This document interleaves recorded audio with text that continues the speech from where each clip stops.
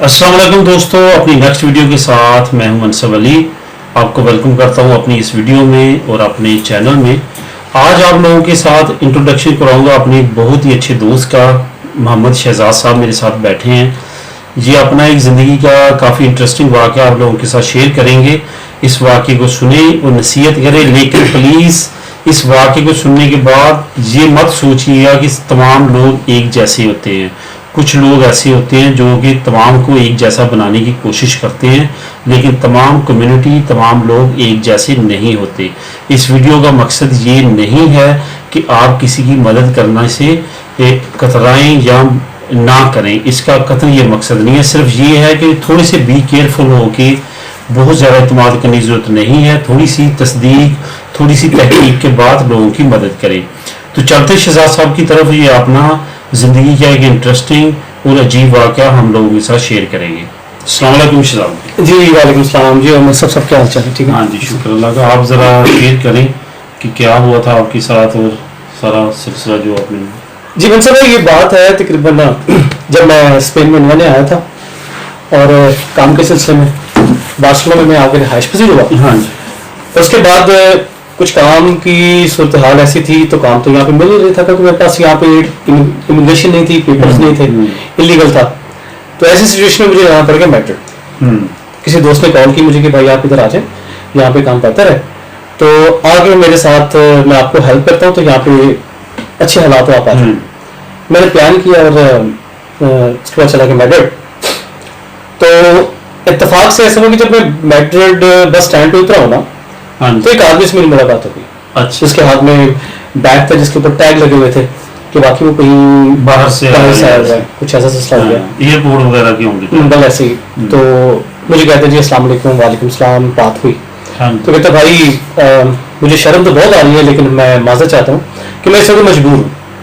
मेरे हालात कुछ ऐसे हैं कि मैं किसी से शेयर तो कर नहीं सकता। आप मेरे पाकिस्तानी भाई हैं, आप मुझे मिल गए, मैं अल्लाह का शुक्र अदा करता हूँ। देखिए मैं उसके लहजे से, उसकी बातों से, हाँ जी, तो मुझे ऐसे लगा कि ये बंदा जो है ना ये सही कह रहा है जी। मैं ऊपर खुदा है और अल्लाह ने मुझे फरिश्ता बना के आपको मेरे सामने भेज दिया है।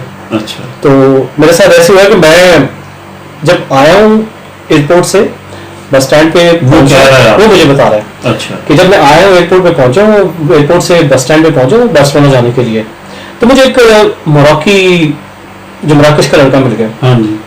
तो उसने कहा भाई कहाँ है? उसने मुझे ना पता नहीं खुद करके मुझे बैठा उसके पास, मुझसे फ्रैंकनेस की, हेलो हाय करने के बाद मुझे बातें करता रहा और मुझे पता नहीं चला उसके साथ और भी दो लोग थे। मेरा बैग उठा के ले गए। अच्छा। और उस बैग में मेरा पासपोर्ट और उसमें मेरे पैसे, मेरा सारा जो भी सामान था उसमें था, और वो चला के लेकर इस वक्त मैं बेगारों मददगार बैठा हुआ हूँ और देख रहा हूँ अल्लाह की रहमत की तरफ, कि मेरी तरफ अल्लाह ताला की रहमत हो और मुझे कोई ऐसा शख्स मिले कि मैं जाके अपने मंजिल मकसूद पे पहुंच सकूं।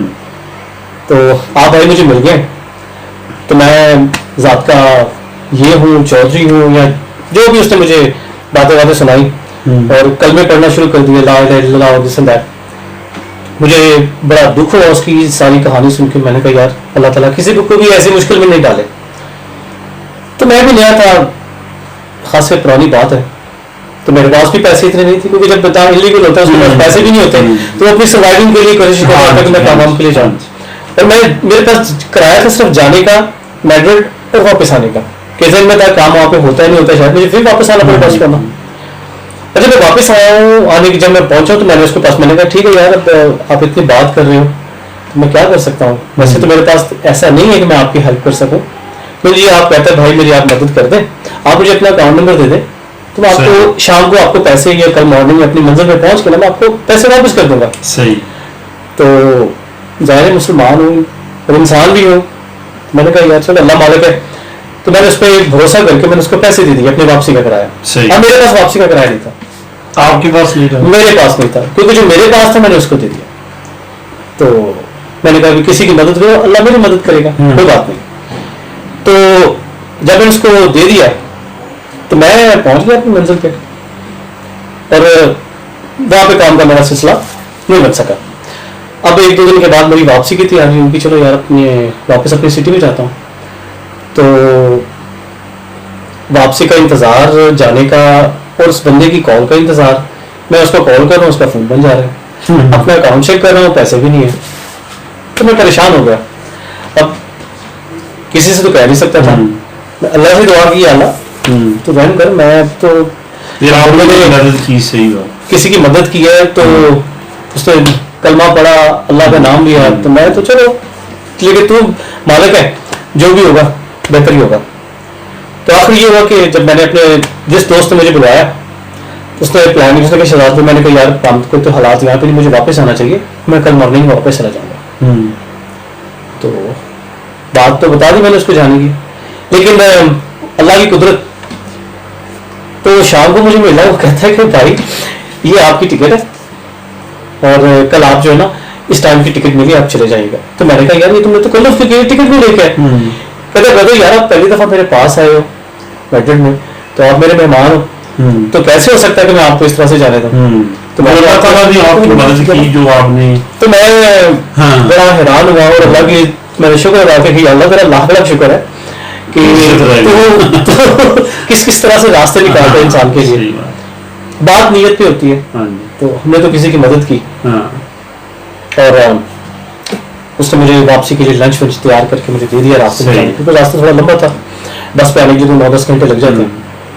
तो जब मैं वापसी पे बस स्टैंड पे पहुंचा हूँ तो इत्तेफाक देखिए, बार्सिलोना आने के लिए जब मैड्रिड पहुंचा हूँ ना, इत्तेफाक देखिए वही लड़का एक सरदार जी के पास खड़ा हुआ था। अच्छा, उससे बात कर रहा है, तो मैं उसको देख के मैंने कहा हैरान हो गया, मैंने कहा ये बंदा तो कॉल भी नहीं उठा रहा था और ये बंदा अभी भी मैड्रिड है, ये तो 2 दिन की बात होगी। तो मैं बड़ा हैरान, बड़ा परेशान, मैंने कहा ये, मैंने उसको मिला, मुझे थोड़ा सा गुस्सा भी आया कि ये चक्कर क्या है। मैं उसके पास चला गया, मैंने कहा भाई बात सुनो मेरा। तो मैं गुस्से में था, मूड में था, मुझे देखा ना, तो बल्कि मैं उसके पास जा रहा हूँ, उसने मेरी तरफ देखा तो वो भागने की बजाय मेरे पास खुद ही आ गया। अच्छा। अस्सलाम वालेकुम भाईजान, मुझे मिला, मैं हैरान, मैंने कहा इसको भागने की मुझे गले मिला तो बंदा ठीक हो सकता है। खैर उसने मुझे दिमाग में फिर से ले लिया, कहता भाई मैं माजर चाहता हूँ कि मैं आपका फोन अटेंड नहीं कर सकता, मेरा फोन पुलिस वालों के पास था, क्योंकि जब मैं आपसे मिलने के बाद यहाँ से जाने लगा हूँ ना, तो पुलिस ने मुझे पकड़, उसने मुझे डॉक्यूमेंट्स मांगे, तो मेरे पासपोर्ट तो ऑलरेडी चोरी हो चुका था और मेरे पास कोई ऐसी चीज नहीं थी कि मैं उनको प्रूफ दे देता कि मैं ऐसे में, वो मुझे उन्होंने अरेस्ट कर लिया और मेरे फिंगरप्रिंट लेने के बाद उन्होंने मुझे जो है ना 24 आवर्स के लिए अपने पास रख लिया। अच्छा। और जो मेरे पास पैसे थे वो भी उन्होंने रख लिए और सारा कुछ, कोई चीज नहीं थी, तो मैं तो फंस गया वहां पे। अच्छा। तो कल मैं निकला हूँ, फिर मैंने अपने दोस्तों को कॉल किया है, और मेरे दोस्त साथ में मेरे रिलेटिव्स तो जी बार्सिलोना में, वो मेरे पास आ चुके हुए हैं। अच्छा। और मैं अभी आपकी उनसे मुलाकात भी करवाता हूँ, तो आप कितने बजे कहते बस में जाओ। मैंने कहा ये बस, ये मेरा टाइम, इसी बस में जाऊंगा। तो कहते ये कैसा इत्तेफाक है, मैं भी इसी बस में जाऊंगा आपके साथ। अच्छा। मैंने कहा चलो तो बड़ी अच्छी बात होगी, चलो अच्छी बात है, आप चलते हो साथ तो शुभ रहेगी। खैर कहता आप यहाँ पे जरा 10 मिनट रुके।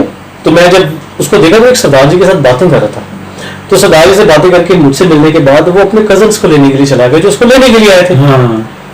तो मैं 5-10 मिनट मैंने वेट किया, तो बंदा बस के चलने में 2-3 मिनट रह गए। मैंने कहा 2 मिनट रह गए, बंदा वापस नहीं आया। मैंने सरदार जी से बात की, मैंने कहा सरदार जी ये जो आपके पास बंदा खड़ा था ये कौन था? वो कह रहा था कि आप उसके दोस्त हैं, आप उसके साथ बेल्जियम में रहते रहे। कहते नहीं पाजी मैं तो उसको नहीं जानता।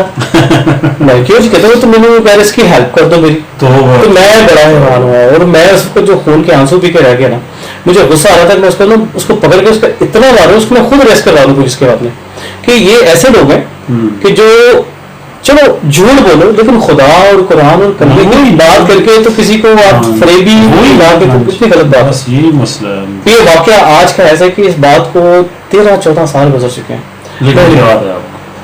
मैं नहीं बोला, बस सिर्फ ये हुआ कि कोई मदद के लिए करता हूँ कि मदद के लिए आते तो ये तो आप अल्लाह की रहमत को आपसे पूछता है, सवाल ही आता, आप उसको देते हो।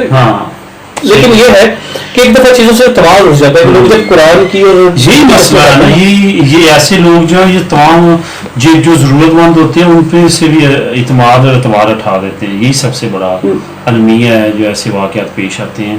और ऊपर से ये कि वो पकड़ा भी गया और किस तरह ड्रामेबाजी करके और देखिए मिलने के बाद उसने फिर मुझे एतमाद में ले लिया। बात होती है ना कि मैं एतमाद उस पर नहीं करता, लेकिन उसके बाद उसने फिर मुझे ऐसी स्टोरी सुनाई कि मैंने उस पर इत्मीनान कर लिया। तो हैरत की बात है कि लोग इस तरह से फ्रॉड कैसे करते हैं, कैसे इस तरह से झूठ बोलते हैं।